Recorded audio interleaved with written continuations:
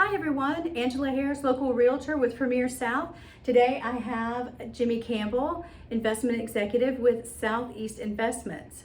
So the markets have been changing. Everything from the real estate market to the stock market to the farmer's market, inflation and everything. Yep. So what do you think are the top 3 things that folks need to do to be prepared for 2023? So we're going to leave 2022. Looks like we're going to leave on a down slope with the market. So the Federal Reserve adjusted rates again in December. They adjusted them the way the market expected them to. However, they predicted there's going to be more to come. So the market reacted to that. And the stock market? The stock market reacted to that in a negative way.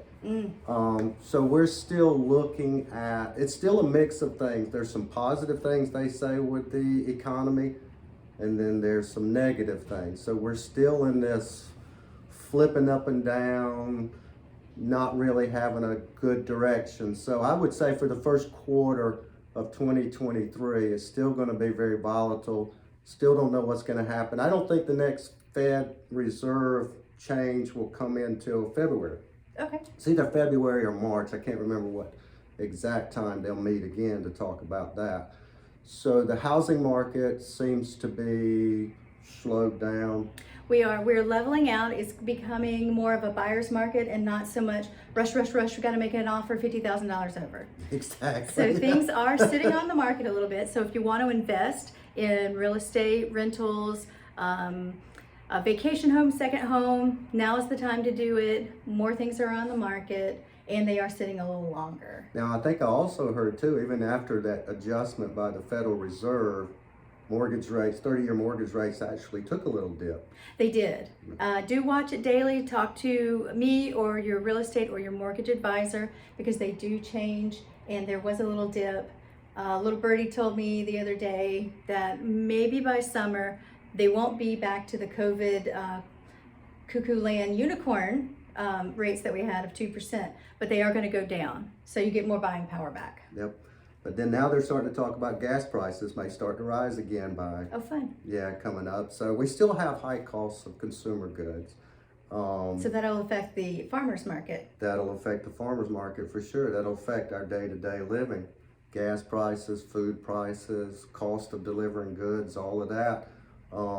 So our out-of-pocket, so usually when our out-of-pocket increases, people tend not to save as much. Right.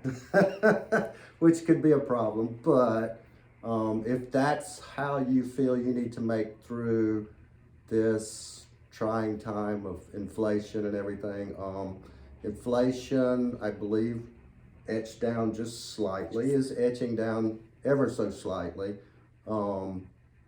But I think I heard also today the consumer price index projections are going to be down a little bit, so maybe that'll help a little as well.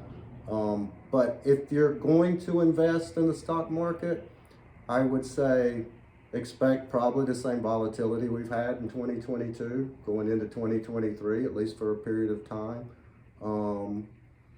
Depending on the risk tolerance that somebody has, maybe they want to pull out and sit in a cash position. Maybe they just want to ride it out where they're at. Okay.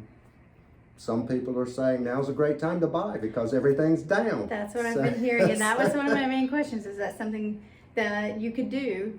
It is something you could do, but the market is full of risk and everything could still go down. So that's just depending on how risk tolerant the person is.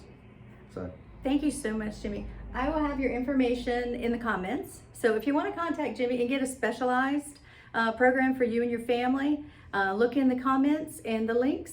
And thank you again for coming. Well, thank you for inviting me. I appreciate it. Y'all have a great New Year's.